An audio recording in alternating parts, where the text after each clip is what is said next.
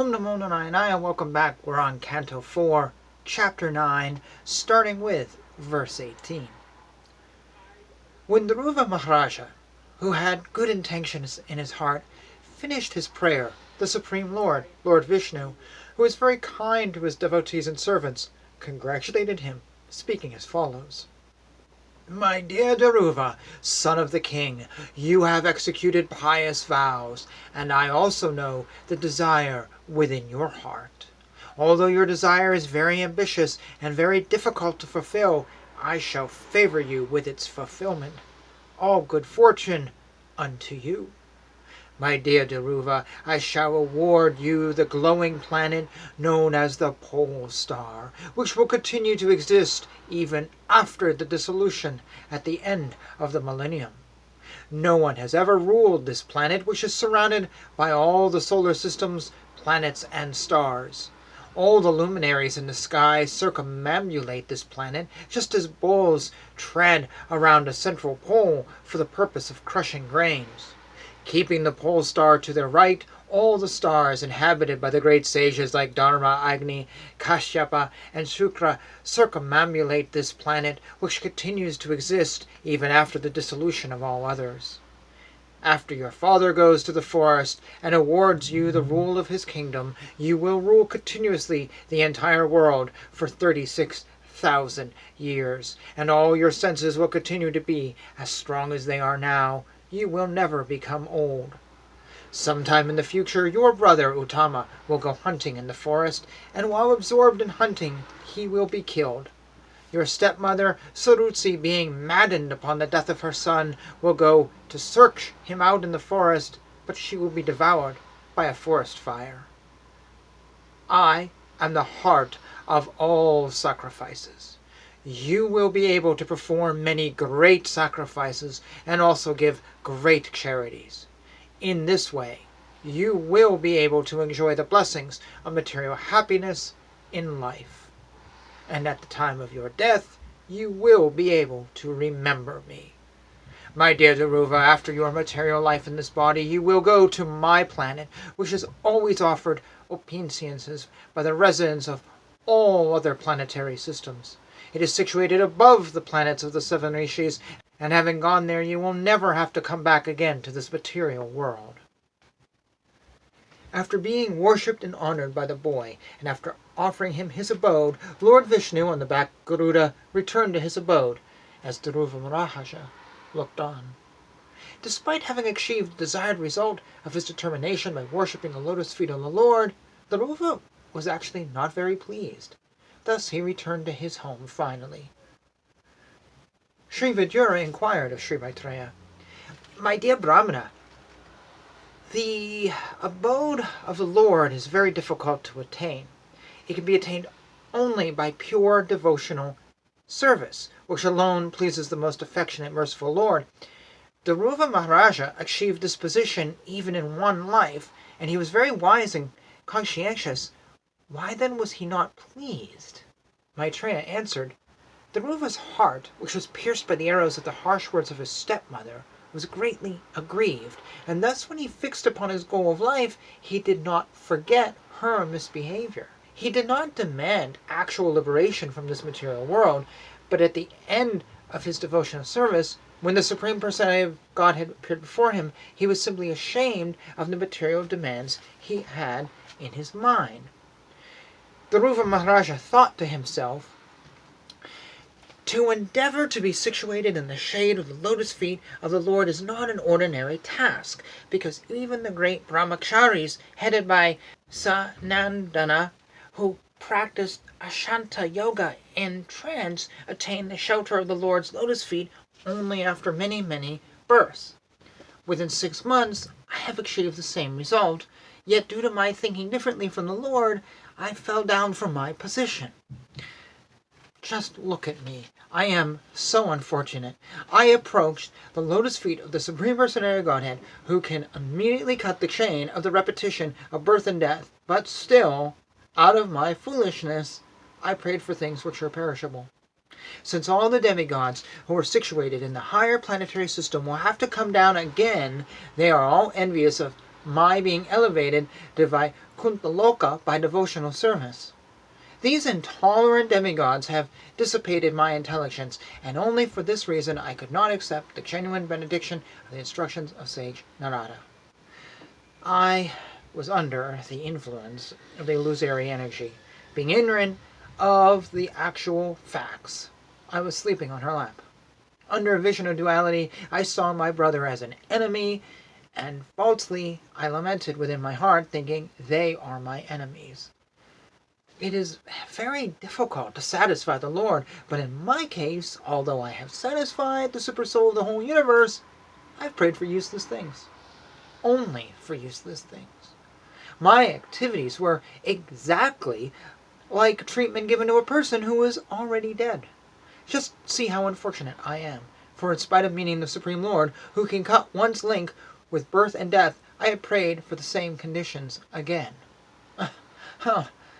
Because of my state of complete foolishness and paucity of pious activities, although the Lord offered me his personal service, I wanted material name, fame, and prosperity. My case is just like that of a poor man who, when he satisfied a great emperor who wanted to give him anything he might ask, out of ignorance, asked only for a few broken grains of husked rice. The sage Maitreya continued, My dear Vidura, persons like you who are pure devotees of the lotus feet of Mukunda, the Supreme Personality of Godhead, who can offer liberation, and who are always attached to the honey of his lotus feet, are always satisfied at serving at the lotus feet of the Lord.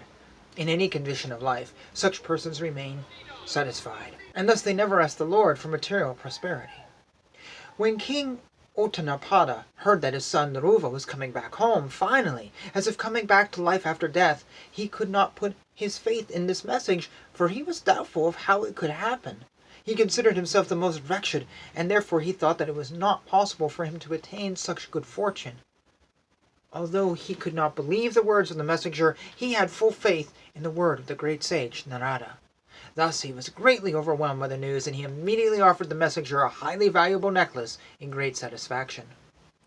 Then King Uttanapada, being very eager to see the face of his lost son, mounted a chariot drawn by excellent horses and bedecked with gold and filigree, taking with him many learned brahmanas, all the elderly personalities of his family, his officers, his ministers, and his immediate friends. He immediately left the city.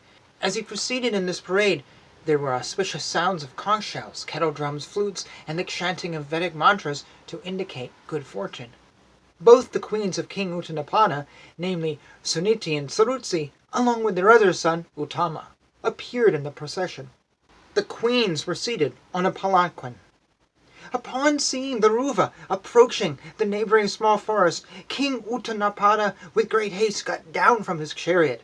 He had been very anxious for a long time to see his son, and therefore with great love and affection he went forward to embrace his long-lost boy. Breathing very heavily, the king embraced him with both arms, but Dhruva Maharaja was not the same as before. He was completely sanctified by spiritual advancement due to having been touched by the lotus feet of the Supreme Personality of Godhead. Reunion with Dhruva fulfilled King Uttanapada's long-cherished desire, and for this reason he smelled Dhruva's head again and again and bathed him with the torrents of very cold tears. Then Dhruva, the foremost of all nobles, first of all offered his obeisances at the feet of his father, and was honored by his father with various questions. He then bowed his head at the feet of his two mothers. Sarutsi, the younger mother, seeing that the innocent boy had fallen at her feet, immediately picked him up, embraced him with loving hands, and with tears of feeling she blessed him with the words, "My dear boy, long may you live." Until one has transcendental qualities due to friendly behavior with the Lord, all living entities offer honor, just as water automatically flows down by nature. The two brothers, Uttama and Dhruva, also exchanged their tears. They were overwhelmed with the ecstasy of love and affection, and when they embraced each other, the hair on their bodies stood up. Sunuti, the real mother of Dhruva Maharaja, embraced the tender body of her son, who was dearer to her than her own life, and thus forgot all material grief, for she was so pleased. Sunuti was the mother of a great hero. Her tears, together with milk flowing from her breast, wet the whole body of Dhruva. This was a great auspicious sign. The residents of the palace praised the queen. Dear Queen, your beloved son was lost a long time ago, and it is your great fortune that now he has come back. It appears, therefore, that your son will be able to protect you for a very long time and will put an end to your material pangs. Dear Queen, you must have worshipped the Lord who delivers his devotees from the greatest danger. Persons who constantly meditate upon him surpass the course of birth and death. This perfection is very difficult to achieve. My dear Vajra, when everyone was thus praising Dhruva Maharaja, the king was very happy, and he had Dhruva and his brothers seated on the back of a she-elephant, thus returned to his capital, where he was praised by all classes of men. The whole city was decorated with columns of banana trees containing bunches of fruit and flowers, and betel nut trees with leaves and branches were seen here and there. There was also many gates set up which were structured to give the appearance of sharks. At each and every gate there was a burning lamp and a big water pot decorated with differently colored cloth, strings of pearls, flower garlands, and hanging mango leaves. In the capital city there were many palaces, city gates, and surrounding walls, which were already very, very beautiful, and on this occasion all of them were decorated with golden ornaments. The domes of the city palaces glittered as did the domes of the beautiful airplanes which hovered over the city. All the quadrangles, lanes, and streets in the city, and the raised sitting places at the crossings, were thoroughly cleansed and sprinkled with sandalwood water, and the auspicious grains such as rice and barley and flowers, fruits, and many other auspicious presentations were scattered all over the city. Thus, as Dhruva passed on the road, from every place in the neighborhood all the gentle household ladies assembled to see him, and out of maternal affection they offered their blessings, showering him with mustard seed, barley, curd water, newly grown grass, fruits, and flowers. In this way the boy, while hearing the pleasing songs sung by the ladies, entered the palace of his father. He thereafter lived in his father's palace, which had walls bedecked with highly valuable jewels. His affectionate father took particular care of him, and he dwelled in that house just as the demigods live in their palaces in the higher planetary systems. The bedding in the palace was as white as the foam of milk and was very soft. The bedsteads were made of ivory with embellishments of gold, and the chairs, benches, and other sitting places were made of gold also. The palace of the king was surrounded by walls made of marble, with many engravings made of valuable jewels like sapphires, which depicted beautiful women, with shining jewel lamps in their hands. The king's residence was surrounded by gardens wherein there were varieties of trees brought from the heavenly planets. In those trees there were pairs of sweetly singing birds and almost mad bumblebees, which had made a very relishable buzzing sound. There were emerald staircases which led to lakes full of variously colored lotus flowers, and lilies and swans, karandavas, kakravakas, cranes, and similar other valuable birds were visible in those lakes. The saintly king, hearing of the glorious deeds of Dhruva and personally seeing also how influential and great he was, felt very satisfied, for Dhruva's activities were wonderful to the supreme degree. When, after concentration, King Uttanapada saw that Dhruva Maharaja was suitably mature to take charge of the kingdom, and that his ministers were agreeable and the citizens were also very fond of him, he enthroned Dhruva as emperor of this planet. After considering his advanced age and deliberating on the welfare of his spiritual self, King Uttanapada detached himself from worldly affairs and entered the forest. Thus ends chapter 9. It was so absolutely fascinating what the young boy said. I don't think we've seen this response before in these cantos. He prayed for the wrong thing. Wow. I mean, that came out of nowhere. He's like, I prayed for material stuff. Like, darn. Like, uh-oh. We've not seen that. I think every single time the Lord has appeared to someone, they've just been like, yeah, I got it. Wow. Or they're punished or something happens. But we have someone here who actually has this revelation that, yeah, I mean, it was an interesting little twist to this story. I think, though, we're about to go on a journey with Dhruva and discover things, and he's going to have some revelations, as he has a very long rule of this world. So we'll pick that up and we'll see. We'll find out in chapter 10, which is called Dhruva Maharaja's fight with the Yakshas. So, yeah, I think we have some adventures ahead of us. All right, I'll end there. And comments, questions, all that stuff down below. Thank you for watching. Hare Krishna, Krishna Krishna, Hare Hare, Hare Rama, Rama Rama, Hare Hare.